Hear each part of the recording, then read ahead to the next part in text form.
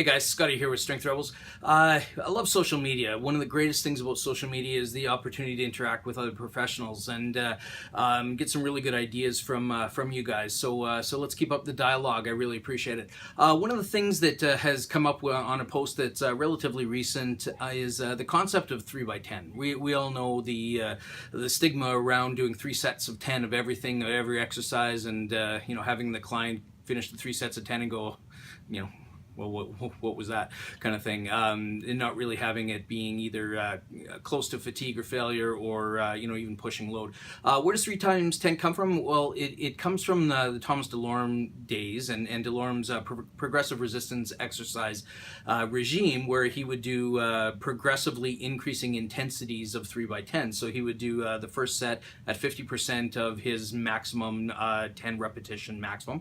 Then he would do 75%, and then finally go to fatigue or near failure at 10 reps on the third set, and that's really where a lot of that popularity came from. The question is that still useful?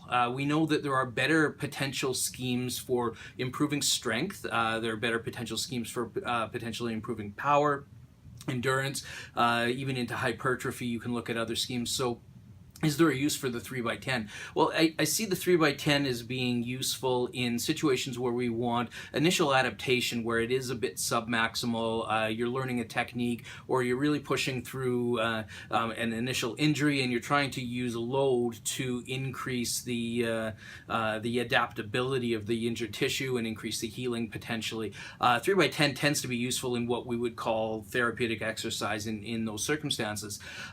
One of the problems I think with 3x10 is that 10 reps, for those of you that have done a lot of training, would know that 10 reps can be relatively fatiguing, particularly if the rest period is relatively short. So one of the things that I would usually recommend, even in this early phase from a therapeutic exercise perspective, is maintain the same amount of volume. So stick around the 30 reps mark as a total, but see if you can break it up into a few more sets with less repetition. So a 6x5, for example, maintains the 30 reps, but allows 6 sets of 5 repetitions. You can still have a relatively short rest period. The advantage of this is that you run the less risk of actually running into fatigue because there are less repetitions, and B, you can actually push the load even a little bit more. So I find the progressions of your loading can be a little bit higher without losing form with the, say, a 6x5 versus a 3x10. Totally individual though, and really depends on the person and their goals and what they can tolerate, but I usually like to try and shoot it down a little bit in terms of the reps to a 6x5. From there, once tissue is healed, or once you've learned the motor skill, or once the tissues have adapted from an anatomical adaptation perspective,